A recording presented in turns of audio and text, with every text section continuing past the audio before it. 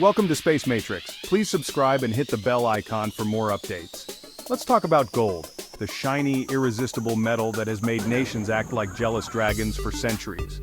Gold isn't just a symbol of wealth, it's a symbol of power, security, and trust. For countries, it's the ultimate insurance policy, a glittering safety net in a world that can turn upside down overnight. For decades, Germany and Italy have trusted the United States to guard their gold, stashing thousands of tons deep in the legendary vaults beneath New York City. The US was seen as the world's most reliable guardian, a fortress where Europe's treasures could sleep soundly. But now, things are changing. German and Italian officials are knocking on America's door, politely but firmly demanding their treasure back. It's not just a routine withdrawal, it's a diplomatic power move. This isn't a friendly favor, it's a sign of serious mistrust brewing beneath the surface. The smiles are thin, and the handshakes are tense. So why the sudden urgency? The world's economic playground is getting more unpredictable by the day. Trade wars, sanctions, and financial crises have everyone on edge, and old alliances are being tested. The US used to be the ultimate safe haven, the place everyone trusted with their rainy day funds. But recent trade spats, political drama, and unpredictable policies have made even America's closest friends nervous. Germany and Italy are basically saying, thanks for keeping our gold safe, but we'll take it from here.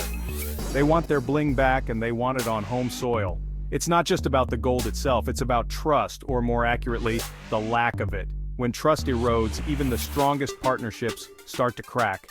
Imagine lending your prized comic book to a friend, only to watch them set their living room on fire. You'd want your comic back, right? That's how Europe feels watching America's unpredictable moves. Europe is watching America's every move with growing concern, wondering if their treasures are truly safe across the Atlantic. These gold requests are more than just paperwork. They're a warning sign. Allies are worried the US might not play fair anymore, and they're taking action before it's too late. This isn't just a logistics headache, it's a geopolitical alarm bell ringing loud and clear. The world is changing and everyone is scrambling to protect what's theirs. The canary in the gold mine is packing its bags, signaling that something big is shifting in the global order. When your closest friends start pulling their valuables out of your vault, you know something's wrong. It's a wake-up call for everyone involved. And right now, that canary is flying home to Berlin carrying a message. In uncertain times, trust is worth its weight in gold. Gold reserves are a country's ultimate emergency stash, a secret treasure chest hidden away for the worst of times. When economies wobble or currencies crash, gold is the fallback plan, the last line of defense. It's not just a shiny metal, it's a symbol of stability and security that nations have relied on for centuries. Think of it as a pile of shiny insurance, glimmering with the promise of safety when everything else feels uncertain. Unlike cash, which can lose value as inflation eats away at its worth, gold stands strong. It doesn't rot, rust, or vanish with time. For thousands of years, through wars, recessions, and revolutions, gold has held its value and its mystique. After World War II, the US emerged as the world's financial fortress. The dollar was king, and New York became the safest place on earth to store gold. Allies and other nations rushed to stash their reserves in American vaults, trusting the US to keep them safe. America was safe, central, and most importantly, trusted. Its vaults became the world's gold stronghold. The Federal Reserve became the world's gold babysitter, guarding billions in bullion. But trust, once earned, can be easily lost. When the US starts acting unpredictable, politically or financially, that trust begins to wobble, sending nervous ripples around the globe. Gold in New York isn't just metal, it's a symbol of faith in America's promise to protect and play fair. So when countries start asking for their gold back, it's not just about the metal. It's a signal that their faith in America is fading, and they want their safety net closer to home. It's not just a withdrawal, it's a global red flag, a warning that trust in the system is under threat. The Jenga tower of trust is shaking, piece by piece, as nations reconsider where their gold and their trust should really be. And everyone's watching, holding their breath to see if the whole structure will hold, or if it's about to come crashing down. Tariffs, taxes on imports, are supposed to protect local jobs and industries. The idea is simple: make foreign goods more expensive so people buy more from local producers. In theory, this keeps factories humming and workers employed. But when the US imposed new tariffs on European goods, it didn't spark a manufacturing boom. Instead, it triggered a full-blown trade war, with both sides digging in their heels and tensions rising fast. The Trump administration justified these tariffs on European steel and aluminum by calling them a national security issue, a move that surprised many allies and rattled global markets. Europe didn't just sit back. They fired back with their own tariffs, targeting iconic American products like Harley-Davidson motorcycles, Kentucky bourbon, and classic blue jeans, symbols of American culture and industry. Suddenly, both sides were raising prices and tempers. What started as a policy dispute quickly became personal, with business owners and politicians trading barbs and blame. Businesses that relied on global supply chains found themselves in chaos, scrambling to adapt. Farmers who depended on exports lost access to key markets almost overnight, leaving crops unsold and futures uncertain. The so-called easy-to-win trade war quickly turned into a lose-lose mess. Factories closed, small businesses struggled, and economic losses piled up on both sides of the Atlantic. Economists rolled their eyes at the escalating conflict, warning of long-term damage. Meanwhile, ordinary people felt the pinch, paying more for everyday goods and worrying about their jobs.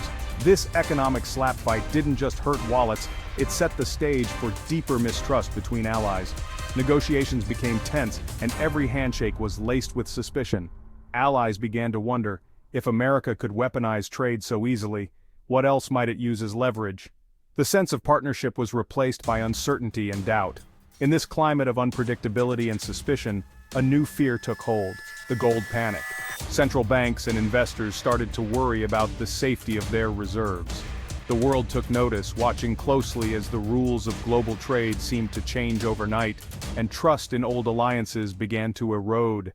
When the US uses trade as a weapon, allies get nervous about everything, including their gold. If America can slap tariffs on friends, what's to stop it from freezing their assets? Germany and Italy's gold repatriation is a direct response to this fear. It's not just them, other countries are watching and rethinking their own trust in the US. When even your closest allies hedge their bets, it's a sign the system is cracking. The world's reliable accountant is acting unpredictable, so Europe is grabbing its gold and heading for the exit. How did Trump respond? With bravado and more escalation. He doubled down on tariffs, insisting they were working, even as allies recoiled. The administration dismissed concerns as fake news, refusing to admit any downside.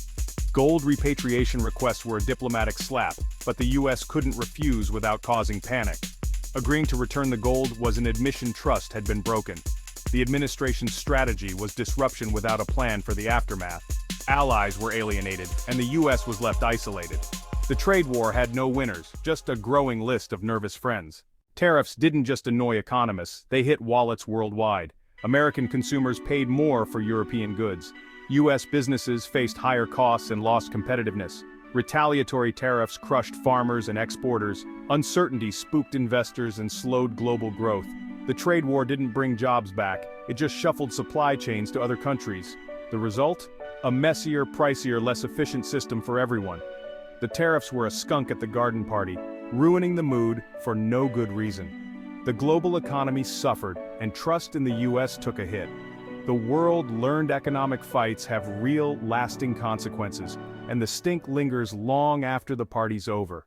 So where are we now? Germany and Italy are quietly moving their gold home. The process is slow, but the message is loud.